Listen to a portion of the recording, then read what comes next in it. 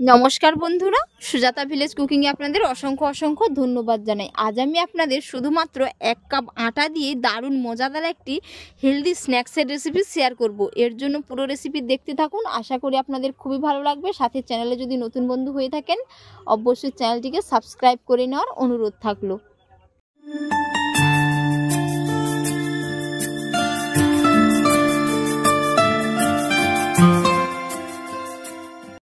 এর জন্য এখানে আমি 1 কাপ আটা নিয়েছি।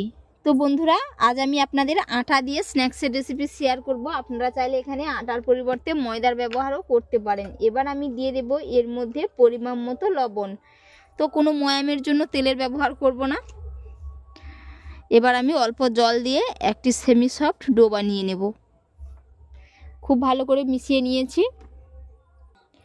এবার আমি অল্প করে জল দিয়ে ডোটা বানিয়ে নিচ্ছি।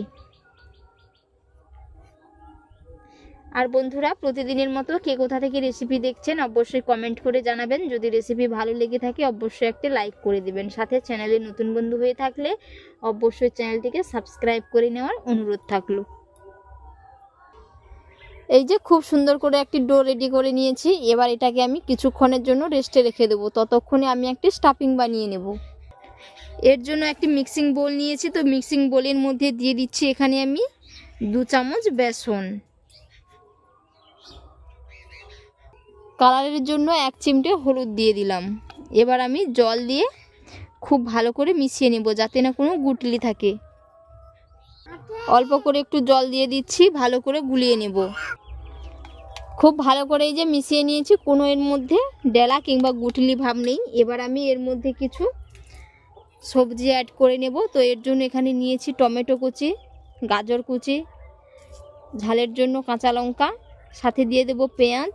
আপনারা পেঁয়াজটা স্কিপ করতে পারেন, নিরামিষভাবেও বানিয়ে নিতে পারেন। এবার দিয়ে দেব বেশ কিছুটা ধনেপাতা কুচি। নুনটা আমি সব শেষে দিয়ে দেব।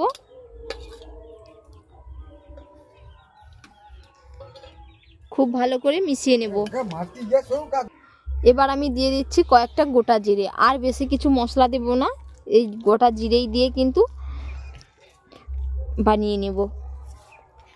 এই যে খুব সুন্দর করে মিশিয়ে নিয়েছি। আর বন্ধুরা, দেখতেই পাচ্ছেন স্টাফিংটা কেমন হয়েছে। এবার আমি ওই দিকে আটাটা যে ডো বানিয়ে রেখেছিলাম দেখে নেব সেট হয়ে গেছে কিনা। আটাটা খুব সুন্দর হয়ে সেট হয়ে গেছে। এবার আমি এটাকে রুটির মতো করে বেলে নেব, একেবারেই পাতলা করে বেলে নেব। এই যে খুব সুন্দর করে বেলে নেব রুটির মতো করে। তো এর জন্য আমি অল্প করে একটু আটা ছিটিয়ে নিয়েছি। এই যে খুব সুন্দর করে একেবারে বড় করে বেলে নিয়েছি। আর বন্ধুরা দেখুন, থিকনেসটা একেবারেই পাতলা রেখেছি, খুব বড় করে কিন্তু বেলে নিয়েছি। আপনারা চাইলে একটু দুটো ভাগ করে নিতেও পারেন, দুটো লেচি কেটে বেলে নিতে পারেন। এবার আমি এর মধ্যে স্টাফিংটা ভরে নেব।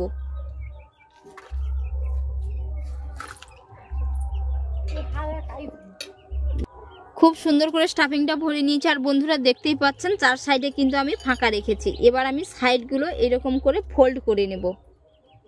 এই যে এই সাইডেও ঠিক একই রকম ভাবে ফোল্ড করে নেব। এই যে ফোল্ড করে নিয়েছি। এবার এটাকে আমি রোলের মতো করে নেব।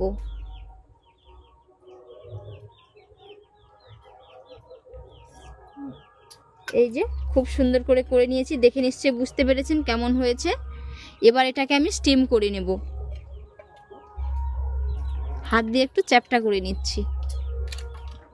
আর বন্ধুরা, স্টাফিংটা ভরার সময় আমি সবশেষেই কিন্তু এর মধ্যে লবণ দিয়েছি। ওটা পুরোপুরি স্কিপ হয়ে গেছে, আপনাদের দেখানো হয়নি। লবণটা মাখিয়ে তারপর এই রুটির মধ্যে স্টাফিংটা কিন্তু ভরে নিতে হবে। এইদিকে কড়াইয়ের মধ্যে একটি স্ট্যান্ড বসিয়ে দিয়েছি, বেশ কিছুটা জল দিয়ে দিলাম। এবার আমি একটি থালা বসিয়ে দিচ্ছি। থালাটার মধ্যে হালকা করে একটু তেল লাগিয়ে নিয়েছি। এবার আমি এর মধ্যে রোল দিয়ে দেব। এই যে রোল দিয়ে দিয়েছি। এবার আমি ঢাকনা দিয়ে পুরো 10 মিনিটের জন্য ভাপিয়ে নেব। 10 মিনিট পরে দেখাচ্ছি কেমন হয়েছে। 10 মিনিট হয়ে গেছে। এবার আমি ঢাকনা খুলে দেখে নেব। এই যে খুব সুন্দর করে কিন্তু স্টিম হয়ে গেছে। বন্ধুরা দেখে নিশ্চয়ই বুঝতে পেরেছেন। এটা আবার ঠান্ডা হয়ে গেলে কিন্তু আমি থালা থেকে তুলে নেব। রোলটা ঠান্ডা হতে হতে ততক্ষণে আমি একটি বাটি নিয়েছি। বাটির মধ্যে দিয়ে দিচ্ছি 2 চামচ মতো ময়দা। 2 থেকে 3 চামচ দিলেই হয়ে যাবে। তো এখানে আমি 2 চামচ ময়দা দিয়ে দিলাম। এবার দিয়ে দেব বেশ কিছুটা ধনেপাতা কুচি।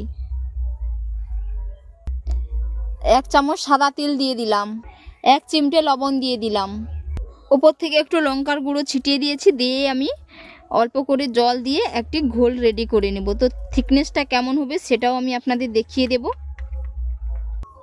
এই যে বেটারের থিকনেসটা আমি এইরকমভাবে রেখেছি, একেবারেই পাতলা। এবার আমি দেখে নেব রোলটা ঠান্ডা হয়ে গেছে কিনা। এই যে রোলটা কিন্তু ঠান্ডা হয়ে গেছে, আমি থালা থেকে তুলে নিয়েছি। এবার এটাকে আমি ছুরি দিয়ে পিস পিস করে কেটে নেব। আপনারা কিন্তু আপনাদের পছন্দ অনুযায়ী শেপ দিতে পারেন, বড় ছোট নিজেদের পছন্দ অনুযায়ী করে রাখতে পারেন। এইরকম ভাবে আমি শেপ দিয়ে দিচ্ছি।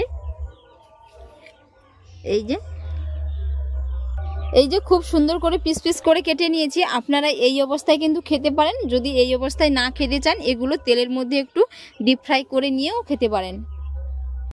তো ভাজার জন্য কড়াইয়ের মধ্যে আমি তেল দিয়ে দিয়েছি। তেলটা ভালো করে গরম করে নেব।